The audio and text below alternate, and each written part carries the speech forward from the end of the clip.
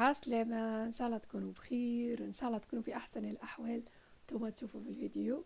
مرحبا بكم الناس الكل. اليوم إن شاء الله وكيف العادة، وإن شاء الله لا يقطع لنا عادة، رجعت لكم فيديو جديد. الله غلب، غبت عليكم جديدة.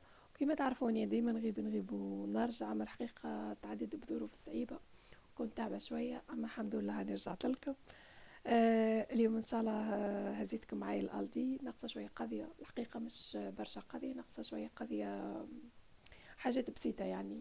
باش ناخذ شويه فرينه، وفما برودوي متاع الحوايج البيض نشتري فيه ديما من الدي، وباش ناخذ خميره الخبز. تو الحاسي لو نشارككم شنو شريت. الدي هذه مغازان اكيد البنات اللي عايشين لهنا الكل يعرفوها، هي وليدال.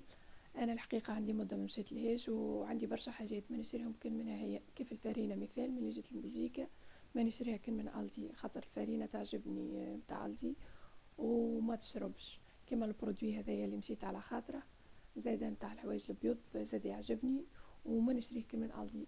وفي الحقيقه ما عنديش مغازه معينه نقضي منها، كل مره نقضي من بقعه، مره من ليدال، مرة من ألدي، مرة من عند المغربي. قضيتي ديما ما همش من نفس المجازة، كل مرة من بقعة.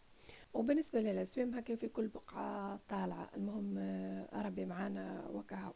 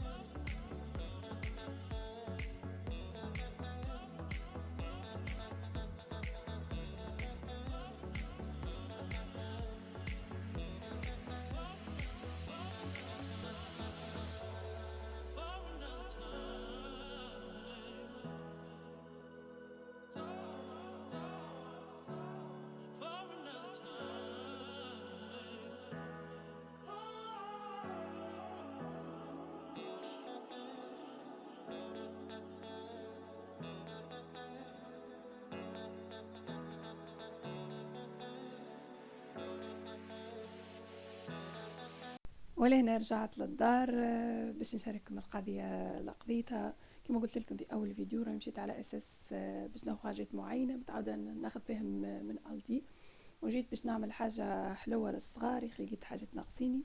عندي مده الحق ما عملت لهمش حاجه لفطور الصباح. مشيت زاده على اساس باش ناخذ البرودوي هذايا متاع الحوايج البيض. بصراحه يعجبني برشا ويخرج لي الحوايج بيض على الاخر. وفالي مشيت باش ناخذ منه، ننصحكم به البنات اللي عايشين لهنا، راهو برودوي طياره على الاخر. برغم اني ما نستعملش البودر، نستعمل ديما ليكيد، اما في الحوايج البيض ما نستعمل كان البرودوي هذايا. بالحق جربوه وتفكروني، راهو برودوي طياره على الاخر. وراهو باكو كبير ما شاء الله، كما شفتوه يشدني مده طويله. بطبيعتي انا الحوايج البيض ما نغسلهمش كل يوم مره، بعد قديش نحط ماشين. ثم زاد برشا حاجات وثم برشا برودويات في الدي. تو ان شاء الله كل ما نمشي وناخو حاجه يعني مجربتها نبارطاجيها معاكم. كيما شفتوا خذيت العظم، خذيت سكر فانيليا، وخذيت ريكوتا، وخذيت خميرة الخبز هذيك. خذيت فلفل ابيض. خذيت الفارين كما قلت لكم، باش نعمل حاجه حلوه لفطور الصباح للصغار، عندي مده ما عملت لهمش. خذيت الفارين هذيك العاديه، وخذيت الفارين هذه زادت تعجبني على الاخر. هذه نجم نعمل بها الكيك، نجم نعملوا بها الكريب. بصراحه مساعدتني وديما زاد نشريها. بالحق البنات اللي يعيشوا لهنا جربوها وتفكروني. بعد ما كملت قضيت من الدي، تعديت للمارشي، قلت ناخذ شويه غله وشويه خضره. في نسكن هنا كل نهار ثلاثة فما مارشي صغرون، موش كبير برشا الحقيقة.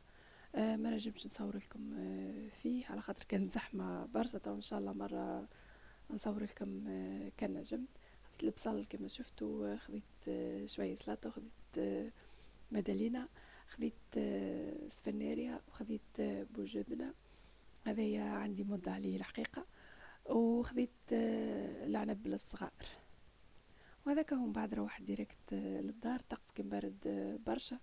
باش نحضر فطور الصغار ونحضر لهم حاجة حلوة. ان شاء الله يعجبكم الفيديو، ان شاء الله نكون ما طولتش عليكم. كان يعجبكم فيديوهات من النوع هذايا اكتبوا لي في الكومنتار، وانا ديما نعمل لكم منهم. نقول لكم باي باي وبسلامة.